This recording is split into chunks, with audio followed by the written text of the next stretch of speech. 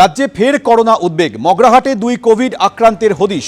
বছর 20 মহিলা ও এক কিশোরের শরীরে সংক্রমণ। শ্বাসকষ্টের সমস্যা নিয়ে ডায়মন্ড হারবার হাসপাতালে এসেছিলেন এই দুজন। শ্বাসকষ্ট নিয়ে সমীক্ষা চলছিল হাসপাতালে। সমীক্ষার জন্য দুজনের নমুনা পরীক্ষায় কোভিড পজিটিভ রিপোর্ট আসে। দুই আক্রান্তের শারীরিক অবস্থার খোঁজখবর রাখছেন আধিকারিকরা। সংক্রমণের বিষয়ে জানানো হয়েছে ডায়মন্ড হারবার স্বাস্থ্য জেলার আধিকারিকদের। মগরাহাট এলাকায় নজরদারি বাড়ানো হয়েছে।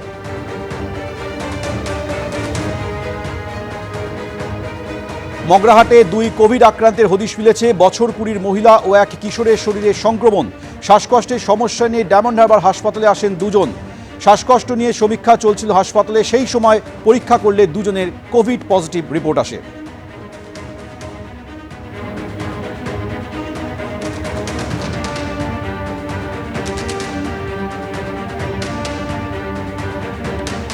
সরাসরি আমাদের সঙ্গে রয়েছে প্রতিনিধি ঝিলম করঞ্জয়। ঝিলম, মগরাহাটে যে দুজন কোভিড আক্রান্তের হদিশ পাওয়া গেছে তাদের সম্পর্কে কি তথ্য রয়েছে? একই সঙ্গে রাজ্যে যেহেতু করোনা নিয়ে উদ্বেগ বাড়ছে, স্বাস্থ্য ভবন কি পদক্ষেপ করছে?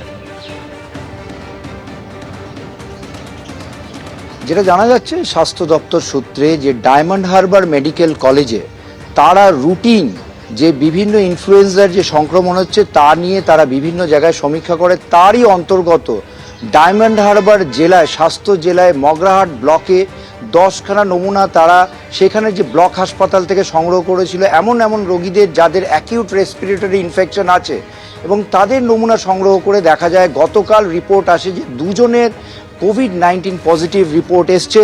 এবং এই দুজনের ক্ষেত্রে দেখা যাচ্ছে একজন মহিলা 20 ঊর্ধ্ব 25 থেকে 24 বছর বয়স, আরেকজন 12 বছরের কিশোর, এবং দুজনের শারীরিক অবস্থা স্থিতিশীল ছিল। তবে স্বাস্থ্য দপ্তরকে পুরো বিষয়টা জানানো হয়েছে, যেটা জানা গিয়েছে যে তারা সেই রোগীদের শারীরিক অবস্থা যাচাইয়ের চেষ্টা করছে। এখন সিদ্ধান্ত নেওয়া হয়েছে যে মগরাহাট ব্লকে আরও অনেক নমুনা সংগ্রহ করে পরীক্ষা করা হবে।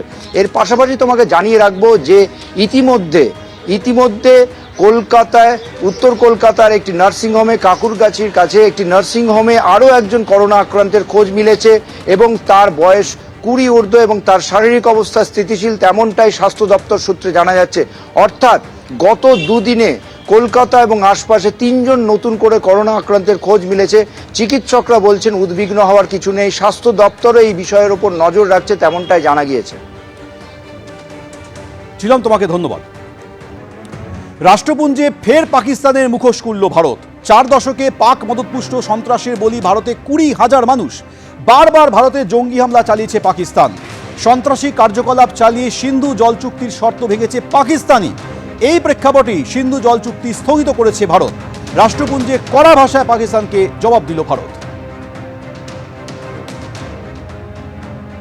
We are constrained to respond to the disinformation being carried out by the delegation of Pakistan with regard to the Indus Water Treaty.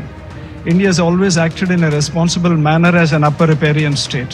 India entered into the Indus Water Treaty 65 years ago in good faith.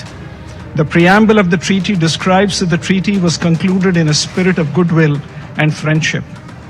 Throughout the 6.5 decades, Pakistan has violated the spirit of the treaty by inflicting 3 wars and thousands of terror attacks on India.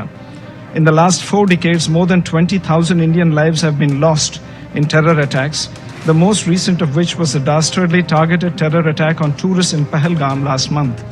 It is against this backdrop that India has finally announced that the treaty will be in abeyance until Pakistan, which is a global epicenter of terror, credibly and irrevocably ends its support for cross-border terrorism.